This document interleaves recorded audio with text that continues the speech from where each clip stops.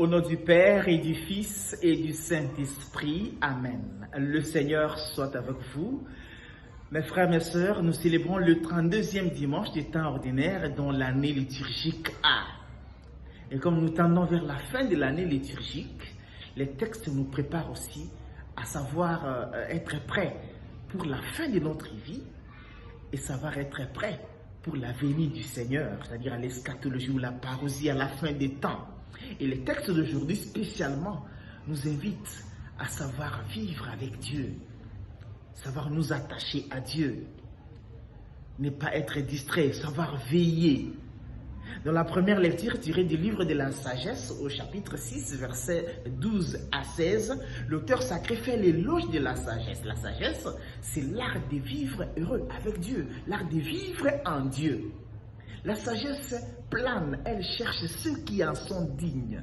C'est-à-dire que chaque fois que nous avons l'intention ou le goût de chercher Dieu, Dieu nous rencontre toujours. La grâce de Dieu nous recherche. L'amour de Dieu est en quête de nous.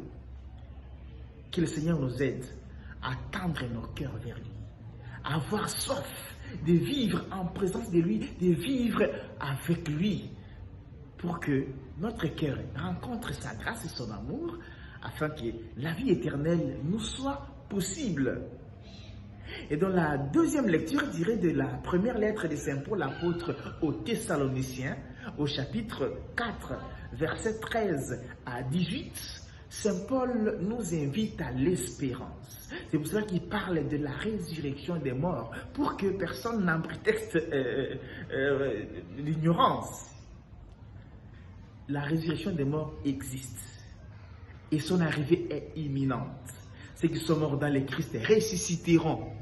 C'est pour ça qu'il faut demander la grâce de mourir dans le Christ, de mourir comme chrétien, pour que la résurrection des morts, mais la résurrection d'entre les morts, qu'il soit possible. Ils vont ressusciter et les vivants, ceux qui vivent dans le Christ et ressusciter, monteront au ciel avec lui à la rencontre de l'époux.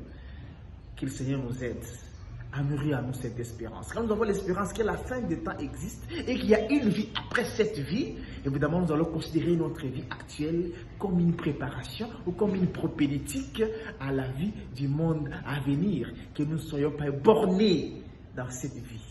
Après cette vie, il y a une vie qui existe et préparons-nous à entrer dans cette vie-là, la vie de la résurrection d'entre les morts. Et dans la lecture de l'évangile, je dirais de Matthieu 25, 1 à 13, c'est la parabole des 10 vierges à laquelle nous sommes peut-être habitués. 5 étaient consciencieuses et 5 étaient des sottes qui n'étaient pas consciencieuses, qui ne savaient pas ce qu'elles doivent faire. Les 5 qui avaient la lampe et l'huile, c'est elles qui sont entrées avec l'époux. Elles avaient la lampe c'est pour les œuvres. Et l'huile, c'est la provision spirituelle, la provision de foi. Elles avaient les deux, les œuvres et la foi. C'est-à-dire qu'elles pouvaient briller de l'extérieur et de l'intérieur appartenir à Dieu, être purifiées de l'intérieur, s'attacher à Dieu. Mais les 5 sottes étaient plus tendues vers l'extérieur et n'avaient pas la provision spirituelle, n'avaient pas la foi. C'est ce que nous faisons. Quand nous sommes extravertis et nous oublions de soigner notre intérieur avec cette provision spirituelle, avec cette foi. Le Seigneur nous aide à ne pas nous laisser distraire par l'extérieur.